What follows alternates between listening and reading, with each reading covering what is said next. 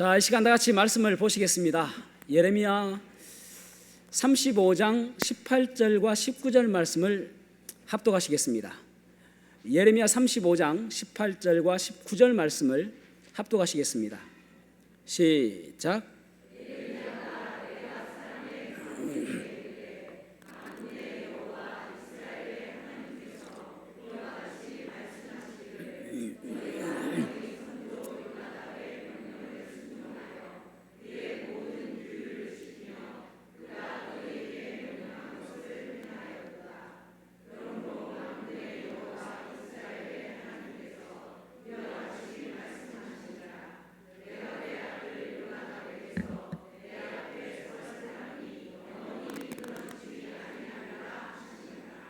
아멘. 착석하시겠습니다. 세상에는 명문 가문이라는 것을 우리가 이야기하죠. 어떤 사람들은 아버지도 서울대 나왔는데 아들도 서울대에 들어갔다 해서 명문 가문이라고도 이야기합니다. 또 어떤 사람들은 몇 대에 걸쳐서 의사 집안이다라고 해서 명문 가문이라고 이야기를 합니다. 그런데 성경에서 보면은 하나님께서는 얼마나 그 사람이 돈이 많은가, 얼마나 출세했는가로 명문을 생각하지 않습니다. 성경에서 몇 대에 걸쳐서 믿음의 가정을 이렇게 한 가장 좀 긴 가정은 아브라함이겠죠. 아브라함, 그 다음에 이삭, 야곱, 요셉의 4대에 걸쳐서 아주 믿음의 좋은 사람들을 우리가 볼 수가 있습니다. 오늘 제가 여러분들에게 소개하고 싶은 사람은 특별히 왕도 아닙니다. 왕도 없습니다. 그 가문에 또 특별히 선지자도 나온 것도 아닙니다. 그럼에도 불구하고 하나님께서 인정하시는 명문 가문이 있습니다. 레갑 자손입니다. 레갑 자손이 어떤 사람인지, 어떤 사람을 주님께서는 명문 가문으로 인정하시는지 오늘 말씀을 통해서 우리의 가정도 그런 가정이 되시기를 축복합니다. 어떤 가정인가, 어떻게 하나님께서 축복하시는가 한번 보겠습니다. 예레미야 35장 19절 말씀 읽어보겠습니다. 35장 19절 시작. 레갑의 아들 요나답에게서 내 앞에 설 사람이 영원히 끊어지지 아니하리라. 아멘. 내 앞에 선 사람이 영원히 끊어지지 않을 것이다 라는 큰 칭찬을 해주는 것을 보게 되어집니다. 그렇다면 명문 가문이 되기 위해서는 어떻게 살아야 되는가? 첫 번째, 믿음의 결단에서 시작된다는 사실입니다. 명문 가문이 되기 위해서는 우리가 믿음으로 결단해야 됨을 우리가 알 수가 있습니다. 오늘 본문의 말씀은 하나님께서 이스라엘 백성들, 남유다 그 이스라엘 백성들을 책망하시는 내용입니다. 너희들은 하나님의 백성이라며, 하나님을 사랑한다며, 하나님을 잘 섬긴다며 라고 이야기하면서 너희들은 끊임없이 우상 숭배하고 또 끊임없이 하나님 말씀에 불순종하지 않았느냐? 내가 한 자손을 너희들에게 소개하고 싶다. 그러면서 이제 예레미야에게 말씀하시는 것입니다. 예레미야 35장 2절 말씀을 읽어보겠습니다. 시작. 레갑 사람들의 집에 가서 그들에게 말하고 그들을 여호와의 집 한방으로 데려다가 포도주를 마시게 하라 하시니라. 아멘. 지금 레갑 자손을 초청해 가지고 그들에게 포도주를 먹게 해봐라 라고 이야기하는 것입니다. 여러분, 포도주를 먹는다는 것은 그렇게 나쁜 일이 아닙니다. 왜냐하면 이스라엘 사람들은 이 포도주가 그들의 음료나 똑같았기 때문에 그렇습니다. 그러니까 물이 부족한 곳이기 때문에 발효시킨 포도주를 먹음으로 인해서 그들은 음료를 대신하기도 했습니다. 그러니까 포도주 자체가 나쁜 것은 아니죠. 그런데 이 포도주를 먹어봐라 라고 시키는 것입니다. 그런데 그들은 먹지 않는 것이죠. 자, 35장 16절 말씀 읽어보겠습니다. 시작. 레갑의 아들 요나답의 자손은 그의 선조가 그들에게 명령한 그 명령을 지켜 순종하지 아니하도다. 아멘. 아멘. 지금 레갑 자손과 그리고 이 이스라엘 사람들, 남유다 사람들, 그들을 비교하는데 그들은 레갑 자손은 하나님 말씀을 순종했고 그리고 이 남유다 사람들은 하나님 말씀을 순종하지 않았다라는 것을 책망하고 있는 것입니다. 그러니까 우리가 이 땅에 살아가면서 하나님께 칭찬받는 방법은 무엇인가 하면은 하나님 말씀에 얼마나 순종하는가입니다. 하나님 말씀에 우리가 얼마나 믿음으로 잘 결단하고 믿음으로 살아가는가, 그것이 중요함을 말씀하고 있습니다. 35장 18절에서 19절 말씀 읽어보겠습니다. 18절에서 19절 시작. 갑 사람이 가문에게 이르되 만군의 여호와 이스라엘의 하나님께서 이와 같이 말씀하시기를 너희가 너희 손자 명령을 순종하여 그의 모든 규율을 지키며 그가 너희에게 명령한 것을 행하였도다. 아멘. 하나님께서 이와 같이 말씀하시니라. 레갑의 아들 요나답에게서 내 앞에 설 사람이 영원히 끊어지지 아니하리라 하시니라. 아멘. 한마디로 폭풍 칭찬입니다. 요즘에 나오는 노래 있죠. 엄지척.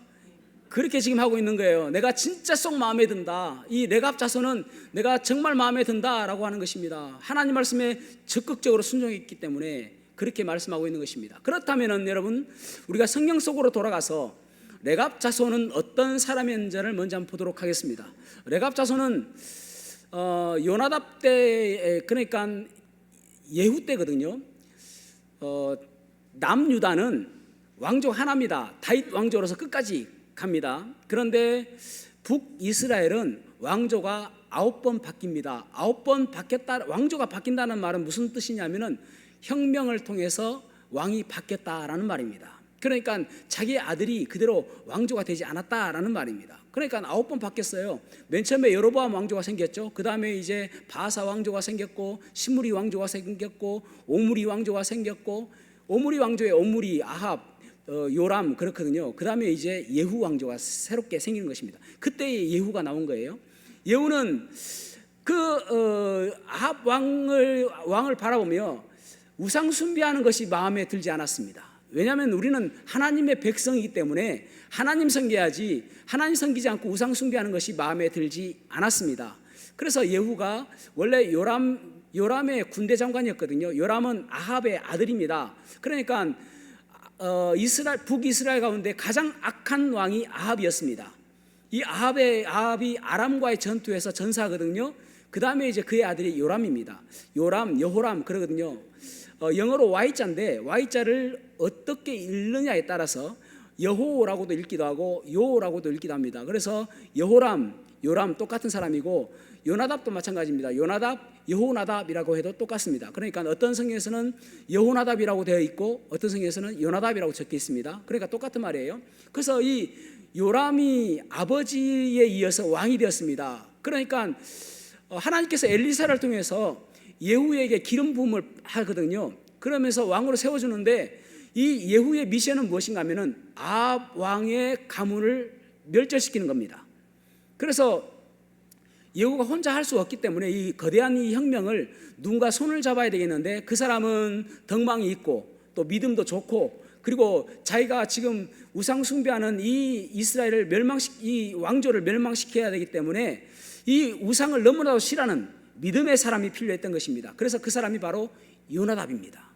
이 요나답에 가가지고 이야기합니다. 내가 바알신을 완전히 멸절시키려고 하는데 나하고 같이 손잡고 이 혁명을 같이 하자라고 이야기합니다. 여러분, 혁명을 같이 하는 것은 뭐 해야 돼요? 목숨 걸어야 됩니다. 그거 잘못하면 죽거든요. 그래서 이 목숨 거는 일에 요나답은 흔쾌히 그 일에 동참합니다. 왜냐하면 이것이 하나님께서 기뻐하시는 일이고 하나님께서 원하시는 일이라는 믿음이 있었기 때문에 그렇습니다. 그래가지고 예후하고 같이 손을 잡고 혁명을 일으키거든요. 예후가 이제 이미 아합은 죽었다고 말씀을 드렸습니다. 요람을 죽이고요. 그리고 또 그의 아합의 아내였던 이세벨도 죽게 합니다. 그리고 바알신을 섬기는 선지자들을 다 모읍니다. 나는 바알신을 잘 섬기고 싶다. 그래서 여기 우리나라에서 바알신을 섬기는 선지자들을 다 와라. 나에게 어떻게 하는 것이 바알신을 잘 섬기는 것인지 좀 가르쳐달라 하니까 그 나라에 있는 모든 바알신 선지자들이 다 모였습니다. 문 걷어잠그고 모든 바알신 선지자를 다 죽여버렸습니다. 엄청나게 하나님께서 기뻐하시는 일을 했죠. 그런데 요나답은 그곳에 있지 않았습니다. 왜냐하면은 예후가 왕이 되고 난 다음에 변질되었기 때문에 그렇습니다. 어쩌면 요나답은 그 예후 옆에 있는 것이 출세길의 출세가도를 달리는 것입니다. 명예를 얻는 것입니다. 물질을 얻는 것입니다. 그곳에 있는 것이 가장 성공적인 길이라고 생각할 수가 있을 것입니다. 그런데 예후의 곁을 떠나는 이유는 예후가 변질되었기 때문에 예후를 떠나는 것입니다. 믿음의 선택을 한 것입니다.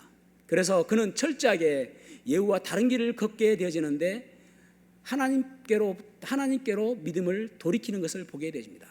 온전히 하나님을 위해서 살아야 되겠다라는 그런 결단을 하게 되는 것이죠. 여러분, 우리가 하나님께서 기뻐하시는 삶 사는 것이 우리의 목적입니다. 아멘. 그렇죠. 하나님께서 기뻐하시는 삶을 살아가는 것입니다. 그렇다면 날마다 믿음의 결단을 해야 됩니다. 하나님께서 원하시는 일인가? 하나님께서 기뻐하시는 일인가? 내가 지금 결정하는 것이 하나님께서 기뻐하신 일일까? 그 생각을 가지고 나아가야 되는 것입니다. 그래서 두 번째, 이 세상의 가치와 결별해야 우리는 명문 가문을 이룰 수 있음을 우리는 볼 수가 있습니다.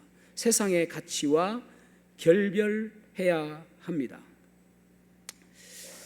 우리는 그리스도인입니다. 그리스도인은 붙들어야 될 것 붙들고 버려야 될 것을 버리는 사람이 그리스도인입니다. 다시 한번요.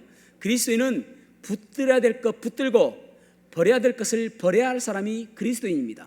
다른 말로 말씀을 드리면은 가치관을 잘 설정하는 것입니다. 그래서 이 요나답이 예후와 결별한 이유가 무엇인가 하면은 열왕기하 10장 29절 말씀을 같이 한번 읽어보겠습니다. 열왕기하 10장 29절 말씀 시작. 이스라엘에게 범죄하게 한 느밧의 아들 여로보암의 죄 곧 베델과 단에 있는 금송아지를 섬기는 죄에서는 떠나지 아니하였더라. 아멘. 지금 이 예후는 바알 신 선지자를 다 죽이고 바알 신을 내가 섬기지 않겠다라고 이야기했는데 차마 버리지 못한 것이 있습니다. 무엇인가 하면은 여로보암의 죄를 버리지 못했습니다. 여로보암의 죄라는 것은 그 금송아지 죄입니다. 그러니까 여로보암이 왕이 되었을 때에 원래 이스라엘 사람들은 하나님께서 그들에게 명령하시기를 20세 이상 남자가 되어지면은 1년에 3번 하나님께 얼굴을 보여야 된다라고 명령하셨습니다. 그러니까 하나님께서 계시는 예루살렘 성전에 나와서 그들의 얼굴을 보여야만 했습니다. 그것이 1년에 3번 반드시 해야만 했던 일입니다. 그러니까 지금 이제 솔로몬 사후에 여로보암과 르호보암에 의해서 나라가 분열됐지 않습니까? 예루살렘 성전은 남유다에 있어요. 그런데 북이스라엘 사람들도 1년에 3번 하나님께 얼굴을 보여야 되기 때문에 그 얼굴을 보이기 위해서 남쪽으로 가서 예루살렘 올라가는 것입니다. 그래서 예루살렘 성전에 가는 거예요. 그것을 보니까 불안한 거예요. 우리 백성들 빼앗기지 않을까? 그래서 단이 북이스라엘 가운데서 제일 윗지방이 있거든요. 거기하고 제일 아래에 베델이 있습니다. 그곳에 금송아지 한 마리씩 다 놓아뒀습니다. 그리고 그들에게 이야기합니다. 백성들에게 이야기합니다. 여러분, 앞으로는 예루살렘까지 갈 필요 없습니다. 여러분이 가까운 곳 단에 가도 금송아지 하나님이 있고 또 베델에 가도 여러분들이 섬기는 하나님 금송아지가 있습니다. 그곳에 가서 예배하시면 됩니다 라고 이야기합니다. 많은 사람들이 좋아하죠. 왜냐하면 우리는 예루살렘까지 가기 너무도 멀었잖아요. 그래서 그곳에 금송아지를 섬기는 것입니다. 그것이 바로 여로보암의 죄, 금송아지의 죄입니다. 그것을 버리지 못했다라는 말입니다. 나는 바알만은 다 버렸어 하는데 이 금송아지 죄는 버리지 못한 거예요. 아세라 신을 섬기는 것은 버리지 못했어요. 그러니까 이스라엘에 크게 몇 가지 그 우상이 있었거든요. 바알신도 있었고 아세라신 섬기는 우상도 있었고 또 금송아지도 있었고 몰렉신 그 인신 제사드리는 몰렉신도 있었고 그리고 태양신도 있었고 뭐 달신도 있고 별신도 있고 수도 없이 많은 신들이 있었는데 그 딱 바알만 버리고 나머지 버리지 못한 거예요. 여러분, 우리도 마찬가지입니다. 우리가 결별해야 될 것이 무엇인가를 생각해 봐야 되는데 바알신 섬긴 것, 바알신 하나 버린 것 그것만으로 만족하고 있지는 않습니까? 정말 버려야 될 것, 여러분, 그래서 내가 꼭 붙들고 있는 것, 정말 주님께서 원하시는 것, 버리지 못하고 있는 것 그거 없는지 날마다 점검해 봐야 되는 겁니다. 그래야 주님께서 기뻐하신다니까요. 바알신 버렸어 라고 생각하면서 나를 스스로 위안 삼지 마시고 내가 버리지 못한 금송아지 내가 버리지 못한 아세라 신은 없는지 생각해 보아야 되는 것입니다. 그리고 또 이 요나답이 또 버린 것은 아세라 신이거든요. 그래서 아세라 신을 섬겼던 이유가 무엇인가 보니까, 자 35장 6절 7절 말씀, 35장 6절 7절 말씀 같이 읽어보겠습니다. 시작. 네, 우리는 포도주를 마시지 아니하겠노라. 레갑의 아들 우리 선조 요나답이 우리에게 명령하여 이르기를 너희와 너희 자손은 영원히 포도주를 마시지 말며 너희가 집도 짓지 말며 파종도 하지 말며 포도원을 소유하지도 말고 너희는 평생 동안 장막에 살아라. 그리하면 너희가 머물러 사는 땅에서 너희 생명이 길리라 하였으므로. 아멘. 아멘. 지금 요나답은 그의 자녀들을 모아놓고 앞으로 평생 동안, 그리고 너희들 자손 대대로 이것을 꼭 지켜라라고 한 것이 세 가지입니다. 첫째는 포도주를 마시지 마라. 두 번째로는 집을 짓지 말아라. 셋째로는 파종하지 말아라. 포도원 갖지 말아라. 뭐 이런 이야기 다 하잖아요. 그게 세 가지거든요. 그러니까 포도주 마시지 마라. 포도주 마시지 마라라는 이유는 무엇인가 하면은, 사실 아까도 말씀을 드렸던 것처럼 그들에게 그것은 흠이 되지 않거든요. 그럼에도 불구하고 포도주를 마시는 것은 자신의 쾌락을 위해서 살아가는 것이기 때문에 하나님 한 분만으로 만족하며 살아라, 그런 말씀입니다. 그러니까 너의 쾌락, 너를 위해서, 너의 무슨 안위를 위해서 살지 말고 오직 하나님을 위해서 살아라 해서 포도주 마시지 마라 라고 이야기합니다. 그 다음에 집을 짓지 말아라, 그리고 파종하지 말아라 라는 말은, 그때 사람들을 바라보니까 농사를 지으니까 농사가 풍년이 되어지면 엄청 기뻐하고요, 흉년이 되어지면 엄청 슬퍼하는 것을 바라보며 너무나도 간곡하게 욕심을 내는 것이 무엇이냐면 풍년이거든요. 얼마나 풍년이 원하면 날마다 풍년이 됐으면 노래를 부르니까, 그러니까 결국은 이 아세라 신은 어떤 신이냐면 풍요의 신이거든요. 그래서 이 아세라 신을 섬기면은 우리에게 풍년을 주실 것이다 라는 그런 믿음 때문에 아세라 신을 섬기고 있는 거예요. 많은 이스라엘 사람들이. 그래서 그 풍요를 쫓아가지 말아라. 그 풍요를 쫓아가다가는 너희들이 결국은 하나님을 버리고 우상 숭배하게 될 것이다. 그래서 농사 짓지 말아라, 그런 말입니다. 다른 말로 말씀을 드리면은요, 너희들은 평생 하나님을 위해서 가난하게 살아라 라는 말입니다. 가난하게 살아라. 다른 것들 가지려고 욕심 부리며 살지 말고 가난하게 살아라. 그런데 여러분, 지금 이 요나답이 자손들에게 이야기하는 그 직업이 무엇인지 아십니까? 그 직업이 농사꾼 아니에요? 그러면 할 수 있는 것은 딱 한 가지입니다. 목동, 양치기.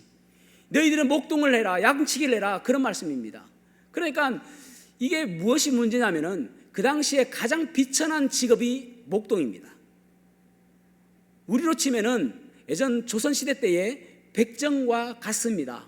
그러니까 그 비천한 일, 가장 천하다고 생각하는 일, 아무도 하지 않는 일, 너희들의 믿음을 위해서 그것을 해야 된다. 다른 사람 아무도 하지 않는다 할지라도 너희들 믿음을 지키기 위해서, 하나님 기뻐하시는 삶을 살기 위해서 이 세상의 가치를 따라가지 말고 오직 목동이 되어서 하나님을 잘 섬기는 그러한 자손 대대로 그렇게 되어라 라고 말씀하고 있는 거예요. 여러분, 목동이 얼마나 천한 직업인지 성경 속에서 몇 가지 나옵니다. 야곱이 있잖아요. 이제 요셉이 이집트 애굽의 총리가 되었을 때에 기근으로 인해서 애굽으로 넘어갑니다. 70명의 가족을 데리고요. 그때 바로가 묻습니다. 너의 직업이 무엇이냐라고 묻습니다. 그때에 우리는 양치기입니다, 목동입니다, 목자입니다 라고 이야기합니다. 이게 왜 중요하냐면요, 바로가 들었을 때에 그 직업은 가장 천한 직업이기 때문에 상종 못할 직업이었던 것입니다. 그런 직업이야? 그러면 너희들 저기 고센 땅에 너희들끼리 모여 살아라. 그러니까 여러분, 그들이 존귀한 직업이 아니고 존귀한 존재가 아니기 때문에 그들과 애굽 사람들이 피가 섞이지 않았습니다. 오직 하나님께서는 이스라엘 사람, 하나님을 섬기는 그 이스라엘 단임 민족으로 피가 섞이지 않은 그 민족으로 한 민족을 이루어야만 됐습니다. 그래서 고센 땅에서 그들만 모여서 살았습니다. 그 어떤 사람들도 애국 사람들이 그들이 아무리 이쁘고 아무리 잘났다 하더라도 그들과 결혼하려고 생각하지 않았습니다. 왜냐하면 천한 직업을 가지고 있기 때문에. 그래서 430년 동안 그곳에 있으면서 그들은 200만이 넘는 대민족을 이루게 된 것입니다. 전혀 피가 섞이지 않게. 왜냐하면 천한 직업이 있기 때문에 그렇습니다. 사무엘이 어느 날 이새의 집에 방문했습니다. 그리고 이새에게 이야기합니다. 당신의 아들들 가운데 이 이스라엘을 다스릴 왕이 나올 것입니다. 아들을 좀 모아주십시오. 보니까 아들이 쭉 오는데 너무나도 잘생기고 너무나도 키가 크고 너무나도 멋있는 거예요. 이새는 자랑스럽겠죠. 내 아들 이 정도면은 왕이 될 수 있을 텐데. 그러나 첫째 아니에요, 둘째 아니에요, 셋째 아니에요. 넷째 가도 하나님께서는 고개를 저으십니다. 일곱째까지 가도 하나님께서는 이 가운데 없다라고 이야기해요. 이새에게 묻습니다. 한 명 더 다른 아들 없습니까? 라고 묻습니다. 그러자 이새가 한 명 있긴 한데 양측입니다. 그 말은 무슨 말이냐면은 천한 직업입니다. 그 사람은 걔는 왕이 될 자격이 없습니다. 그런 의미입니다. 데려오세요.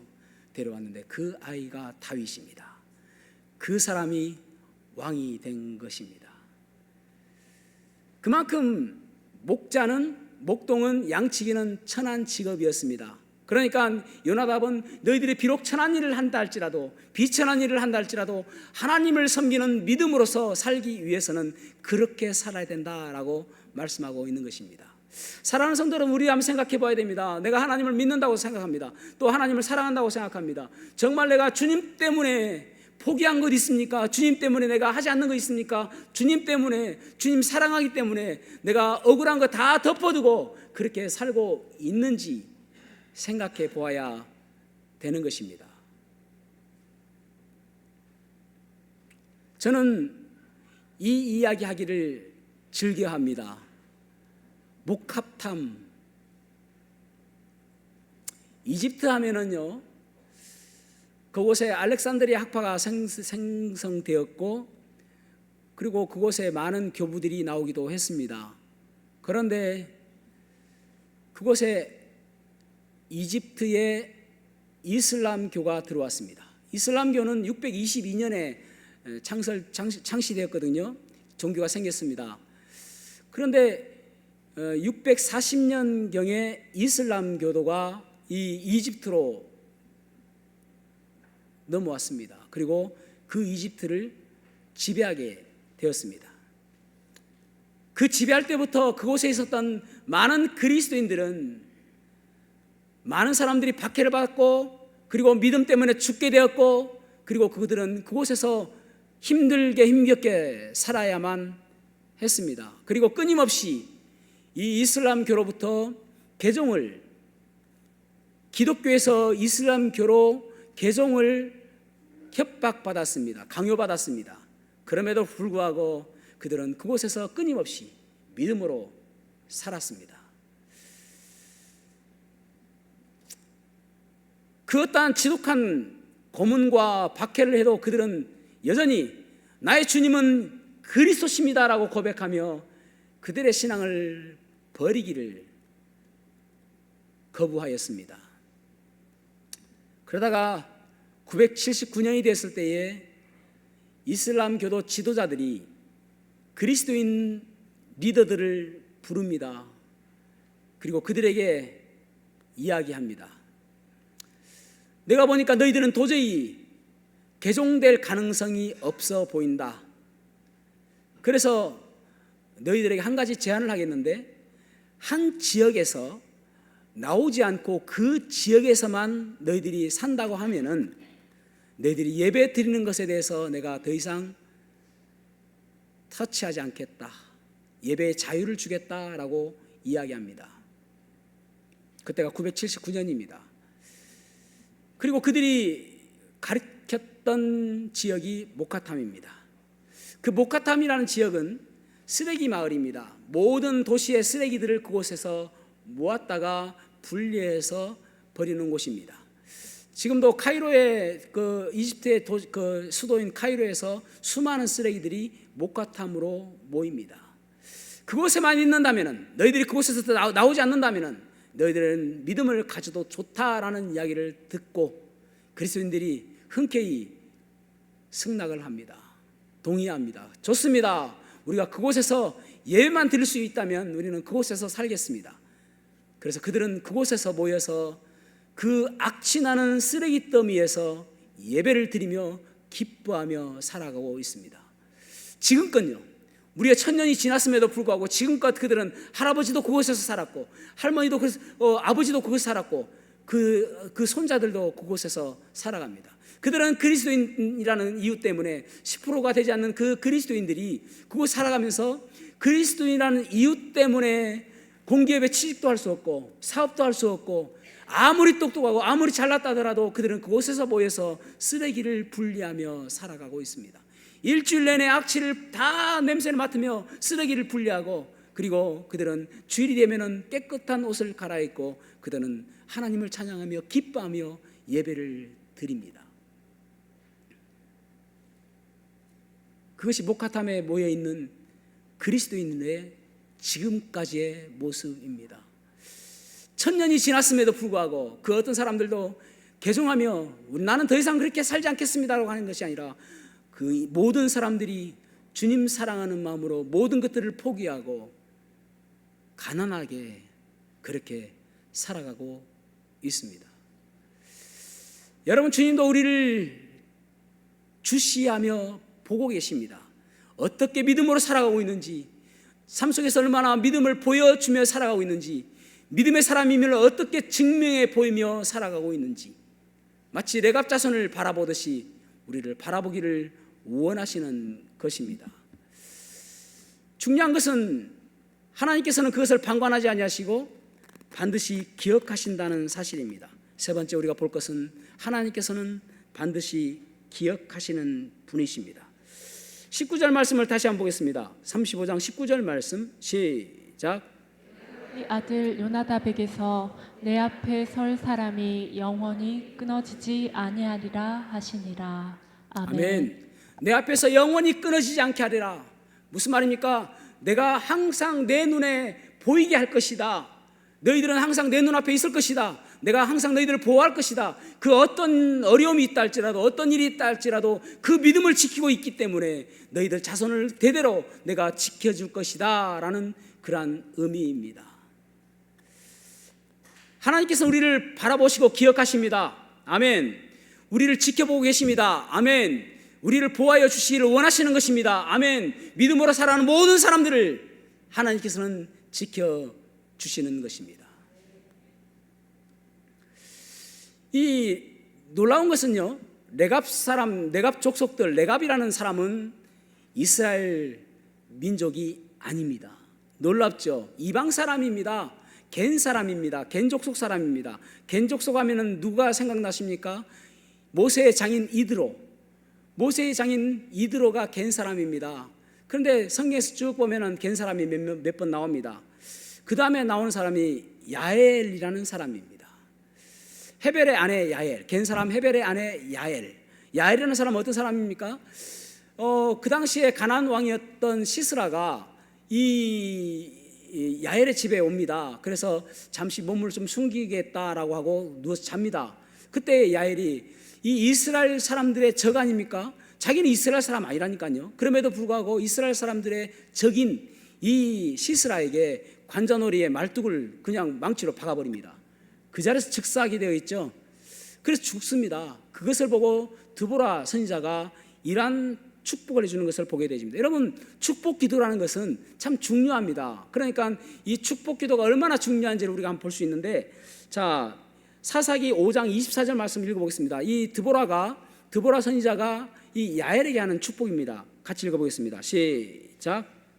사람 헤벨의 아내 야엘은 다른 여인들보다 복을 받을 것이니 장막에 있는 여인들보다 더욱 복을 받을 것이로다. 아멘. 아멘. 그러니까 너의 자손들은 복 받을 것이다 라는 말이에요. 레갑 족속들이, 레갑 자손이 결국은 이 야엘의 직계 족속인지는 잘 모르겠지만 어쨌든 겐 족속의 한 사람들이란 말입니다. 그러니까 그 축복이 계속적으로 이어지면서 이 야엘을 통한 그 후손들이 복을 받을 것이다 라고 이야기하는 것입니다. 그러니까 하나님께서 그것을 기억하고 있는 거예요. 이 축복 기도를 기억하는 것입니다. 그래서 지금 이제 레갑 자손들이 지금이 언제냐면은 요나답이 예후와 혁명을 일으켰을 때가 BC 841년입니다.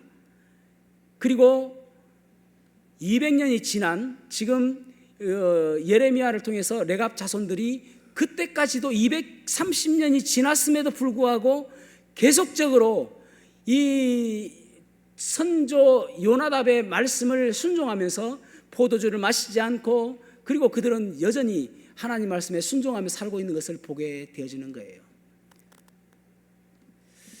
예레미야 35장 1절 말씀 읽어보겠습니다. 그때가 언제인지, 예레미야가 지금 포도주를 마시라고 할 때가 언제인지를 알 수 있거든요. 자, 35장 1절 시작. 유다의 요시야 왕의 아들 여호와김 때 여호와께로부터 말씀이 예레미야에게 임하여 이르시되. 아멘. 아멘. 지금 요시야 때다라고 말씀하고 있죠. 그리고 11절에 보면은 느부갓네살에 올라올 때라고 말씀하고 있습니다. 그러니까 이때가 언제냐면은 605년입니다. 605년은 다니엘이 포로로 잡혀갈 때 포로 기간 70년이 시작될 때, 그때가 바로 605년입니다. 그러니까 포로로 잡혀갈 때 그때 605년, 그때까지 벌써 841년부터 605년까지 20년, 200년이 지났잖아요. 그럼에도 불구하고 끊임없이 이 레갑 자손들은 하나님 말씀을 순종하려고, 요나답의 그 선조의 그 말씀에 순종하려고 노력하고 있다는 것을 우리가 알게 되어지는 것이죠. 그러면서 하나님께서 그들을 얼마나 보호하시는가 하면은, 이제 성경에서 몇 가지 중요한 연도가 있는데, 남유다가 멸망한 때, 북이스라엘 멸망한 때, 그때는 좀 기억하시면 좋습니다. 북이스라엘은 BC 722년, 남유다가 멸망할 때는 BC 586년. 그러니까 BC 586년이면은 벌써 요나답이 841년에 이야기했으니까 255년이 지났어요. 그럼에도 불구하고 끊임없이 말씀을 지금 하나님 말씀을 순종하다 보니까 하나님께서 그들을 보호하시는 거예요. 자, 열왕기하 25장 11절에서 12절 말씀 읽어보겠습니다. 시작. 바벨론 왕에게 항복한 자들과 무리 중 남은 자는 12대장 느부사라단이 모두 사로잡아 가고, 12대장이 그 땅에 비천한 자를 남겨두어 포도원을 다스리는 자와 농부가 되게 하였더라. 아멘. 아멘. 그러니까 지금 다 포로로 잡혀갑니다. 포로로 잡아가는 사람은 귀족들, 또 잘난 사람들 다 잡아가요. 그런데 지금 비천한 자들은 그대로 남겨뒀다라는 말입니다. 바벨론으로 잡아가는데 비천한 자들 남겨뒀단 말입니다. 비천한 자 누구요? 목동들. 그러니까 하나님께서 그들을 보호하시고, 이 예루살렘이 멸망했음에도 불구하고 이 레갑 자손들은 그곳에 남게 하였다라는 말입니다. 그러니까 그러면서 그들이 이제 다 잡혀갔잖아요. 그러니까 그들이 정착한 곳이 베닷게렘이라는 곳입니다. 베닷게렘은 그러니까 지금 255년이 지났음에도 불구하고 그들이 믿음으로 살아가니까 하나님께서 그들을 보호해 주셨다라고 말씀하고 있잖아요. 그리고 나서 이제 포로로 잡혀갔다가 3차에 걸쳐서 포로 귀환하게 되잖아요. 그 3차 포로 귀환이 느헤미야 때입니다. 그러니까 우리가 느헤미야에서 배웠지 않습니까? 느헤미야가 3차에 포로 귀환한 그 연도가 몇 년인가? 쉽게 생각하면 444입니다. 444. 조금 445도 이야기하는 사람이 있습니다. 그러면 445라고 생각하면은 396년이 지났습니다. 그때도 지금 레갑 자손이 있는 것을 보게 되집니다. 느헤미야 3장 14절 말씀 읽어보겠습니다. 느헤미야 3장 14절 시작. 본문은 베갓게렘의 지방을 다스리는 레갑의 아들 말기야가 중수하여. 아멘. 아멘. 그러니까 여기에 보면은 레갑의 아들 말기야라고 말씀하고 있죠. 아들이라는 이 단어가 히브리어로는 아들, 자손, 후손 똑같은 말입니다. 그러니까 아들이라고 번역하기보다는 사실은 자손이라고 번역해야 됩니다. 그러니까 레갑의 그 자손들이 베닷게렘이라는 곳에 계속 머물러 있다라는 것이에요. 그것에서 끊임없이 믿음을 지키고 있다라는 것이에요. 그러니까 지금 예루살렘 성벽을 지금 세우고 있는데, 이방인인 이 겐 사람이었던 이 사람들이 지금 와서 말기야가 도와주고 있다라는 말입니다. 여러분, 하나님 편에서 계속 하나님 눈에 지금 있는 거예요. 하나님 얼굴 앞에 있는 거예요. 하나님께서 그들은 영원토록 내가 지켜주겠다고 하신 것처럼 그들은 지금 396년이 지났습니다. 요나답이 그 이야기한 그때부터 396년이 지났음에도 불구하고 아직도 여전히 믿음으로 지키고 있는 거예요. 그래서 성경에서 나온 횟수만 해도 400년 가까이는 이 레갑 자손이 계속 나와 있는 것입니다. 하나님께서 보호하시고 지켜주시고 인도하여 주시는 것을 보게 되죠. 어떤 사람요? 믿음으로 살아가는 사람, 하나님 말씀에 순종하는 사람. 그런데 더 나아가서 누가복음 2장에 목동들이 나오거든요. 목자들이 나오거든요. 그 목자들이 어디에 살았는가를 볼 때에 베이트 사홀이라는 곳에 살았다라고 이야기합니다. 베이트 사홀. 그래서 베이트 사홀이라는 곳에 목자들의 들판 교회가 지금도 있습니다. 그러니까 그 목자들은 베이트 사홀이라는 곳에 있었는데 베이트 사홀이 예전에 옛 지명이 베닷게렘입니다. 그래서 이 목자들이 레갑 자손이 아닐까라고 추정을 해요. 레갑 자손이다라고 이야기는 못하지만은 추정을 한단 말입니다. 그렇다면은 추정을 우리가 그렇게 받아들인다면은 왜 하필이면 하나님께서 목자들에게 예수님의 탄생을 이야기했을까요? 아니 다른 사람들 이야기할 수 있지 않겠습니까? 왕이나 신하나 뭐 또 다른 사람들에게 랍비나 또 뭐 여러 사람 있지 않습니까? 그들에게도 이야기할 수 있잖아요. 그런데 왜 목자들에게 하나님께서 예수님이 오신다, 메시아가 이 땅에 오신다, 너희들을 구원할 구원자가 이 땅에 오신다, 가장 기쁜 소식이다 라고 이야기하잖아요. 왜 목자들에게 얘기했을까요? 여러분 우리들도 기쁜 일 있지 않습니까? 그러면은 가장 기쁜 일 누구한테 이야기합니까? 가장 사랑하는 사람. 예를 들어서 제가 기도를 막 하는데 눈을 딱 떴는데 눈이 너무너무 잘 보이는 거예요. 아멘. 아멘 하신 분들에게 축복이 있을지어다. 그러면은 바로 누구한테 전화하겠습니까? 여보 눈이 잘 보여라고 하지 않겠습니까? 여러분 가장 사랑하는 사람에게. 그러니까 하나님께서 이 레갑 족속들을 가장 사랑하기 때문에 이 목자들에게 나타나셔가지고 메시아가 오신다, 이 인류를 구원할 구원자가 오신다라고 이야기하는 거 아니겠는가라고 추측한다라는 말이에요. 그러면은 요나답이 이야기한 그때부터 벌써 800년이 지났습니다. 그렇게 오랜 시간 동안 여전히 레갑 자손처럼 포도주를 마시지 아니하고 그리고 하나님 말씀에 순종하며 살아가는 그러한 사람들이 지금도 이스라엘에 있다라는 것입니다. 끝까지 하나님은 기억하시는 분이십니다. 여러분 우리가 기도하는 거요, 우리가 하나님 믿음으로 살아가려고 노력하는 거요, 또 우리의 마음은 내키지 않지만 사랑하라고 해서 사랑하는 거요, 용서하는 거요, 헌신하는 거요, 하나님께서는 다 기억하신다라는 말입니다. 그저 지나가는 것처럼 보여지지만 하나님께서는 기억하시는 분이십니다. 그래서 이사야 49장 15절 16절 말씀 보십시오. 이사야 49장 15절 16절 시작. 여인이 어찌 그 젖 먹는 자신을 이겼으며 자기 태에서 난 아들을 긍휼히 여기지 않겠느냐. 그들은 혹시 잊을지라도 나는 너를 잊지 아니할 것이라. 내가 너를 내 손바닥에 새겼고 너의 성벽이 항상 내 앞에 있나니. 아멘. 아멘. 하나님께서는 반드시 기억하신다라는 것입니다. 혹시 젖먹는 아이를 어미가 어떻게 있겠느냐. 혹시 그 어미는 잊을지라도 나는 너희들을 결코 잊지 않겠다. 나는 너희들을 반드시 기억하겠다라고 말씀하시는 거예요. 너희들을 내 손바닥에 다 이름을 하나하나 새겨 넣었다. 그래서 나는 너희들을 반드시 기억할 것이다 라고 말씀하는 것입니다. 그래서 여러분 우리가 기도하고 주님 말씀대로 살아가는 것 주님께서 기억하십니다. 그러니까 기억한다는 말이 우리에게는 어떨 때는 참 은혜가 되어지죠. 여러분 그러나 중요한 것은 무엇인가 하면은 우리는 구원은 은혜로 받습니다. 그러나 우리의 삶은 반드시 평가되어집니다. 그때가 언제입니까? 그리스도의 날, 주의 날에 우리는 주님의 심판대 앞에 서게 될 것이고 그날 우리는 낱낱이 책망받을 것 책망받고 칭찬받을 것 칭찬받습니다. 믿음으로 사는 척 했던 것 다 기억하시고요, 사랑하는 척 했던 것 다 기억하시고요, 그리고 뭐 했던 척 했던 것 그런 거 다 하나님께서는 기억하신다라는 말입니다. 여러분 우리는 이 땅에 살아가면서 주님 나를 기억하실 것이라는 그 소망 가운데 살아가야 되는 것입니다. 개혁이라는 거요, 나를 변화시키는 것이거든요. 개혁이라는 것은 우리가 하나님께 굴복되지 아니하면은 세상에 굴복당합니다. 다시 한번요. 우리는 하나님께 굴복되지 아니하면 세상에 굴복당합니다. 하나님께 날마다 굴복되어지고 하나님 뜻대로 살아가려고 노력하는 모습이 있어야 되는 것입니다. 그래야 하나님께서 기뻐하시는 삶을 살게 되는 거예요. 예후는 바알신 버렸다니까요. 나는 바알신 버렸습니다 라고 이야기하는데 결국은 아세라 목상 버리지 않았고 금송아지 제 버리지 않았지 않습니까? 우리도 마찬가지입니다. 여러분 예배 드리는 거 잘하시는 일입니다. 헌금하시는 거 잘하시는 일입니다. 사랑하시는 거 잘하시는 일입니다.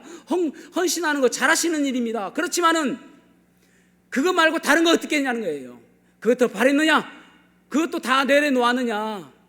내려놓는다는 것은 무엇입니까? 가난하게 사는 거예요. 지금 이 요나답이 너희들을 가난하게 살아라는 말은 주님 한 분 때문에 만족하며 살아가는 거예요. 가난하게 살아라. 여러분 아브라함은 가난했습니까? 부자였습니까? 재물은 부자였지만 마음은 가난했습니다. 다시 한번요. 아브라함은 재물은 부자였지만 마음은 가난했습니다. 항상 하나님을 향해서 간절한 마음이 있었단 말이에요. 그래서 하나님께서 다 버리고 가라니까 버리게 되는 것이고 아들 이삭을 버리라고 이삭을 내놓으라니까 내놓는 것이고 가난한 마음으로 살아가는 거예요. 우리도 마찬가지입니다. 여러분 우리의 마음이 가난한 마음으로 오직 하나님의 뜻을 갈급하는 마음으로 살아가야 되는 것입니다. 마태복음에서는 심령이 가난한 자는 복이 있나니 천국이 저희 것이미요 말씀하고 있죠. 누가복음에서는 심령 없습니다. 가난한 자는 복이 있나니 천국이 저희 것이미요 말씀합니다. 가난한 마음을 품어야 됩니다. 하나님께 향한 갈급하는 마음, 가난한 마음이 있어야 되는 것입니다. 여러분 요사밀리 말이 무슨 말인지 아십니까? 요한 3서 1장 2절 말씀. 내 영혼이 잘됨같이 범사에 내가 잘되고 강건하여지기를 간구하노라. 내 영혼이 잘됨같이 범사에 잘되고 강건하기를 간구하노라. 맨 처음에 뭐라고요? 영혼이 잘돼야 한다는 말이에요. 영혼이 잘돼야 내 범사가 잘되어지고 영혼이 잘돼야 네가 건강하다라는 말입니다. 영혼이 잘못되어지면 네 범사에 잘 안되고 영혼이 잘못되어지면 질병 얻는다라는 말입니다. 그러니까 영혼이 잘 되는 것이 중요하다는 말이에요. 내 영혼이 잘 되고 내 영혼이 더욱더 성숙해지고 내 영혼이 더욱더 믿음으로 바로 서 있게 되어질 때 내 범사가 잘 되어지고 그리고 건강하게 되는 것입니다. 우리의 삶 속에서 끊임없이 우리는 레갑자선을 바라보며 어느 한순간이 아니라 내 삶이 하나님께서 인정하시는 삶이 되어져야 되는 것입니다. 그래야 내 자손도 명문 가정 되는 것입니다. 우리는 날마다 지난주에 보았던 말씀처럼 마가복음 8장 34절 말씀 읽어보겠습니다. 마가복음 8장 34절 말씀 시작. 누구든지 나를 따라오려거든 자기를 부인하고 자기 십자가를 지고 나를 따를 것입니다. 다시 한번요. 시작. 누구든지 나를 따르려거든 자기를 부인하고 자기 십자가를 지고 나를 따를 것입니다. 아멘. 나를 사랑하사 나를 위하여 자기 몸을 버리신 그 예수 그리스도를 믿는 믿음으로 하루하루 살아가야 되는 것입니다. 그래야 주님께서 원하시는 삶을 살게 되는 것입니다. 사람들에게 평가받는 거 중요하게 생각하지 마십시오. 오직 주님께서 나를 어떻게 평가하실지 주목하며 살아가는 저와 여러분이 되기를 주님의 이름으로 축복합니다. 기도하시겠습니다.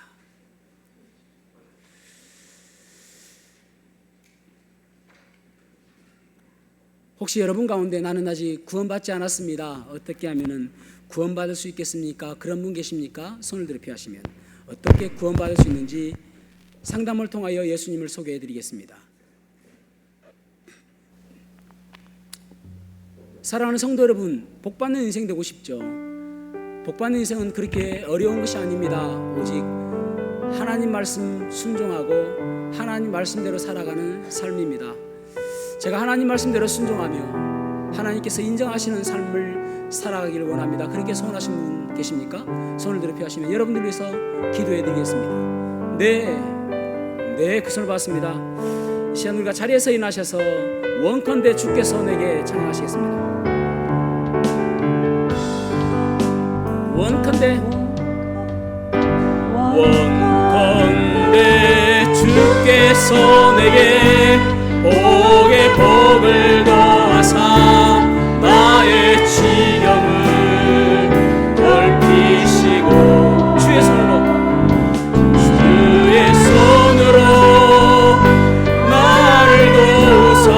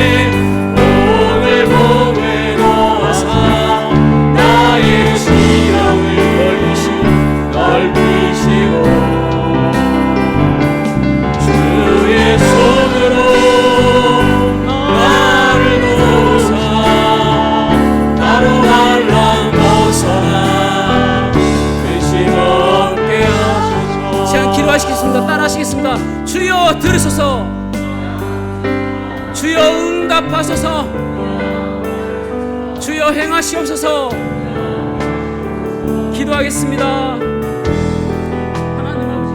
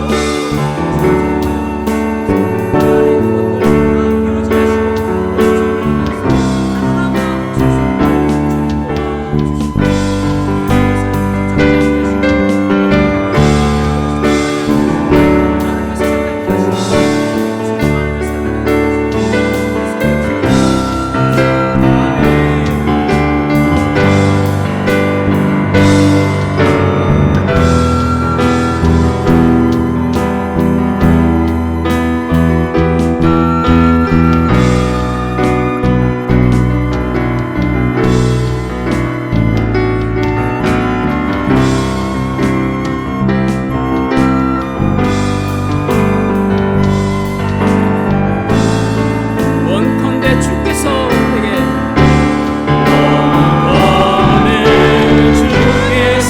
내게